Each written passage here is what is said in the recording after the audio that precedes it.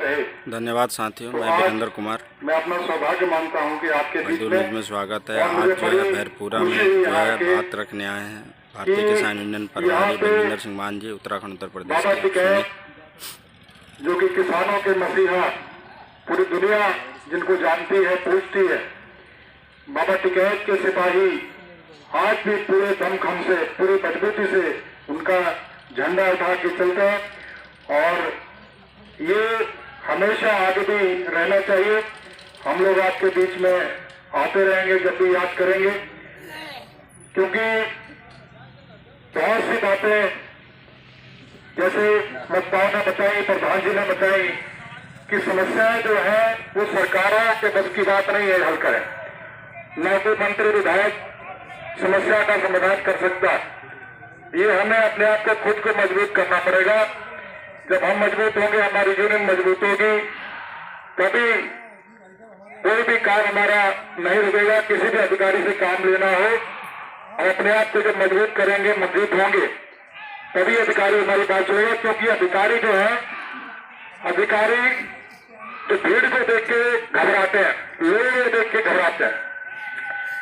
किसी मंत्री के पास आप जाएं, मंत्री जब फोन करता है अधिकारी को, तो कई बार अधिकारी टाल देते हैं। मंत्री की बात को भी इग्नोर करते हैं या उसको अधिकारी बात को भुला देते हैं, मंत्री की उसको उल्टा समझाने का प्रयास करते हैं। जबकि हम जमीन से जब अपने गांव से उठ के अपना झंडा लेके जब चलेंगे, क्योंकि ये हमारा इतिहास रहा है, बाबा टिकैत साहब कोई भी आंदोलन हुआ मजबूती के साथ लड़े हैं और आज तक कोई भी आंदोलन उसमें पीछे नहीं हटे। कोई आंदोलन हारे नहीं, वहां से जीत के होते हैं। चाहे बाबा टिकैत साहब का कोई भी थे झंडा लेके जहां बैठ जाते थे तो अपनी बात को मनवाते, क्योंकि वो सच्चाई पे थे, वो सच्चाई की बात करते थे, सच्चाई की हमारी उठाते थे, किसानों की, मजदूरों की हमारी उठाते थे। तो साथियों, सरकारों की बात क्या करें, जब से 2014 से ये सरकार आई, सरकार क्या आई, हमें लगता है कि हमने ये सरकार बनाई, लोगों ने बनाई। जबकि अब धीरे धीरे पता लग रहा है कि ये सरकार, इस सरकार को कॉर्पोरेट ने बनवाया। कॉर्पोरेट ने जो इसके अपने कॉर्पोरेट के जो अपने काम थे वो करवाने के लिए सरकार को बनाया। सबसे पहले मीडिया खरीदा गया, जो हमारे देश का चौथा स्तंभ था। सबसे पहले पैसा देके उसको खरीदा गया, उसने महल बनाया। और आते ही इस सरकार ने जो सबसे पहले कानून बनाया, वो बनाया भूमि अधिग्रहण कानून। भूमि अधिग्रहण कानून 2014 में सबसे पहले वो पास किया। उस समय इनके पास राज्यसभा में ताकत नहीं थी, इसलिए किसानों ने जब ये कानून को समझा, क्योंकि वो कानून इतना खतरनाक था कि कोई भी उद्योगपति किसी भी किसान की जमीन किसी भी रेट में ले सकता था। जो रेट वो उद्योगपति तय करेगा और जहां पे वो डीएम का एस्टीमेट कहेगा कि ये जमीन मुझे चाहिए, तो वो जमीन किसान को देनी पड़ेगी। इस तरीके का वो कानून था, भूमि अधिग्रहण कानून। उसका विरोध किया और उसके विरोध में ये हुआ कि इस सरकार को वो कानून वापस लेना पड़ा, क्योंकि इन्हें पता था कि राज्यसभा में ये कानून पास नहीं हो सकता।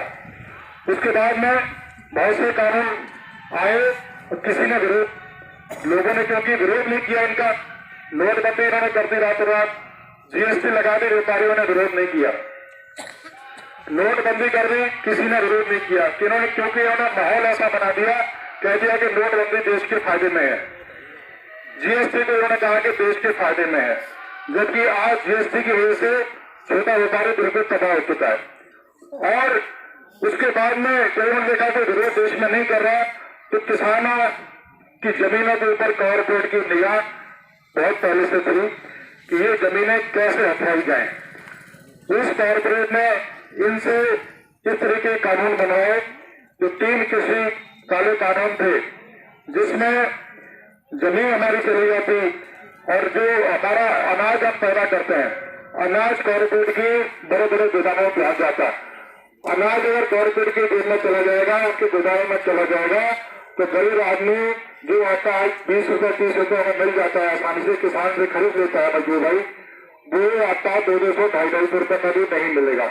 जो दाल किसान उगाता है, वो दालें कॉर्पोरेट के हाथ में जब चली जाएंगी, खेती कॉर्पोरेट के हाथ में जब चली जाएगी, तो वो खेती से कॉर्पोरेट जब अनाज पैदा करेगा तो फिर वो भूख के हिसाब से तिजोरियां खोलेगा अपनी, जैसे जैसे भूख होगी वैसे वैसे वो तिजोरी खोलेगा। तो जब तक ये किसान एकजुट नहीं होंगे, इन समस्याओं को नहीं समझेंगे, तब तक इन समस्याओं का समाधान नहीं होगा। वो तो भला हो कि 13 महीने देश में आंदोलन चला और इतना मजबूती के साथ चला आंदोलन कि एक दिन 13 महीने के बाद ये सरकार को कहना पड़ा, इन्होंने कहा कि हमसे गलती हो गई, हमसे गलती हो गई, हमसे कानून सही नहीं बन पाए और किसान को हम समझा नहीं पाए। तो अपनी गलती मांग के, माफी मांग के इन्होंने कानून इन्हीं दिनों में 18 नवंबर के आसपास के दिन थे जब इन्होंने कानून वापस लिए।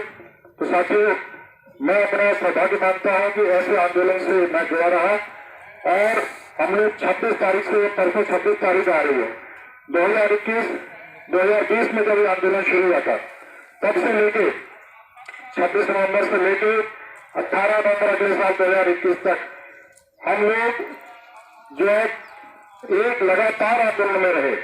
टिकैत साहब के साथ 28 की रात का जो वो मंजर था, जो वहां पे मिलिट्री लगा दी गई, पैरामिलिट्री फोर्स लगा दी गई, उसमें भी हम मंच पे मौजूद थे और टिकैत साहब के साथ थे। टिकैत साहब से हमने कहा कि अगर गोली आएगी सामने से तो पहले छाती हमारी होगी, टिकैत साहब आप पीछे रहिए हमारे, हम आगे रहते हैं। और उस मंच के ऊपर लगभग हम 40-50 लोग मंच पे थे, बाकी लगभग 100 लोग जो है सामने थे। तो कुल 150 लोग आप मौजूद थे 28 की रात को। लेकिन हम डरे नहीं, झुके नहीं। जब हम डरे नहीं, झुके नहीं तो सरकार भी समझ गई। और उसके बाद में पश्चिमी क्षेत्र, जैसे जगदीश भाई ने कहा कि पश्चिमी क्षेत्र हमारा क्रांतिकारी क्षेत्र है, लोग सड़कों पे आ गए और रातों रात आईटी की रिपोर्ट आई। रात को 11 बजे आईटी की रिपोर्ट आई कि अगर यहाँ पे छेड़छाड़ की गई, जाती हुई बॉर्डर को उठाने की कोशिश की गई तो बहुत बड़ा नुकसान हो सकता है प्रदेश में, इसलिए आप इस तरीके की छेड़छाड़ यहाँ मत करो। क्योंकि सारे रूट जाम हो गए थे और रात में ही जो अपने घरों पे टेलीविजन देख रहे थे, रात को ही उठ के भाग खड़े हुए साथी हमारे किसान भाई, मजदूर भाई, रात को रात गाजीपुर बॉर्डर पे आ गए। और उसके बाद एक इतिहास लिखा गया कि किसानों ने जो आंदोलन किया था वो उसको अगर सरकारें खत्म करना चाहती हैं तो वो आंदोलन इस तरीके से दबाव में खत्म नहीं हो सकता। क्योंकि जितने भी आज तक आंदोलन हुए हैं देश को आजाद कराने में, वो किसानों ने और मजदूरों ने ही आंदोलन लड़े हैं। और किसान और मजदूरों के ये बच्चे आज भी मिलिट्री फोर्स में देख लो, पुलिस फोर्स में देख लो, किसानों मजदूरों के ये बच्चे हैं जो बड़े घराने हैं। बड़े घराने का कोई भी बच्चा आज मिलिट्री में नहीं जाता, ना पुलिस में जाता, जाते हमारे गरीबों के बच्चे हैं, किसानों के बच्चे हैं। तो जो वहां पे पैरामिलिट्री फोर्सेस थी उनसे भी हमारी बात हुई, वो कहते हैं कि हमारा मन नहीं करता डंडा चलाने का, क्योंकि हमारे भी बाप दादा आंदोलन में बैठे हुए हैं आपके साथ में। हमारा मन नहीं है कि हम आपके ऊपर डंडा चलाएं, आपके ऊपर पानी की बौछारें करें, लेकिन हमें ये सरकार मजबूर करती है तो हमें ये हमारी नौकरी है, नौकरी बचाने के लिए हमें करना पड़ता है। तो हमारे साथ में ये लोग वहां पे खाना खाते रहे, एक साथ रहे और वो समझ गए कि सच्चाई के लिए आंदोलन लड़ रहा है। तो सच्चाई की हमेशा जीत होती है। 13 महीने बाद किसानों ने जो एक इतिहास बनाया, दुनिया में इतना बड़ा आंदोलन किसानों को आज तक नहीं हुआ। इस आंदोलन को देख के जो दूसरे देश हैं उन्होंने भी ट्रैक्टरों से आंदोलन करने शुरू कर दिए। वहां पे यूरोप में आंदोलन हुए, अमेरिका में आंदोलन हुए, क्योंकि समस्याएं वहां भी यही है। वहां भी कॉर्पोरेट जो है वो जमीनें हड़पना चाहता है। तो ये इस तरीके का आंदोलन जो एक मिसाल बन गया और ये जन जन तक पहुंच गया, घर घर तक आंदोलन पहुंच गया, बच्चा बच्चा इस आंदोलन से साथ जुड़ गया। ये एकता जो हमारी वहां पे बनी वो बनी रहनी चाहिए। बॉर्डर की बहुत सारी बातें हैं, बहुत सारी बातें बॉर्डर की है। वहां पे इस तरीके के भी झगड़े थे गाँव में, छोटे छोटे झगड़े थे, प्रधानी आप रोज झगड़े निपटाते हो आप गाँव में। छोटे बात कुछ नहीं होती, सिर्फ आपस में बैठाल के उनको समझाने की बात होती है।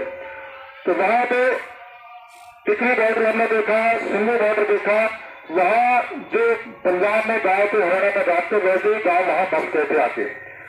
तो जब गांव बसेंगे तो गांव के लोग भी आएंगे। तो जो उनके छोटे छोटे झगड़े थे उन्होंने आपस में वहीं बैठ कर सुलझा लिए। किसी का मेड़ का था, किसी का जमीन का था, किसी का पैसे का लेन देन का था, वो सारी दुश्मनियां वहां पे खत्म हो गई। बॉर्डर पे उन्होंने कहा कि जो आज हम जो है एक बड़े आंदोलन के लिए आए हैं, हमें ये छोटी चीजों पर ध्यान नहीं देना है, तो वहां पे ये एकता कायम हुई।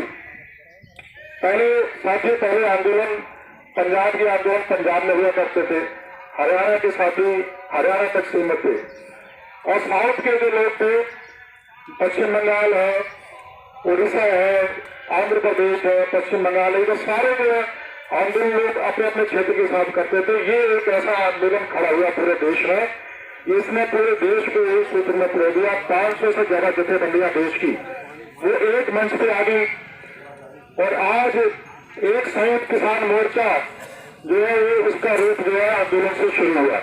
संयुक्त किसान मोर्चा आज देश में तीसरी ताकत बन गया, क्योंकि देश में विपक्ष तो रहा नहीं, देश में विपक्ष खत्म है, तो विपक्ष का काम भी संयुक्त किसान मोर्चा कर रहा है।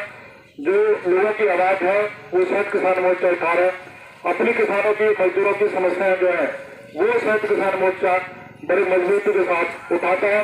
तो जब अपनी यूनियन को मजबूत करेंगे, अपनी किसान यूनियन को मजदूर यूनियन को मजबूत करेंगे, तभी संयुक्त किसान मोर्चा मजबूत होगा। और बड़ी खुशी की बात है कि हमारे नेता राकेश टिकैत साहब इस संयुक्त किसान मोर्चा के एक मुख्य हिस्सेदार है, और उनसे उनकी जो 5 मेंबरी कमेटी है उसमें वो एक मेंबर है संयुक्त किसान मोर्चा में।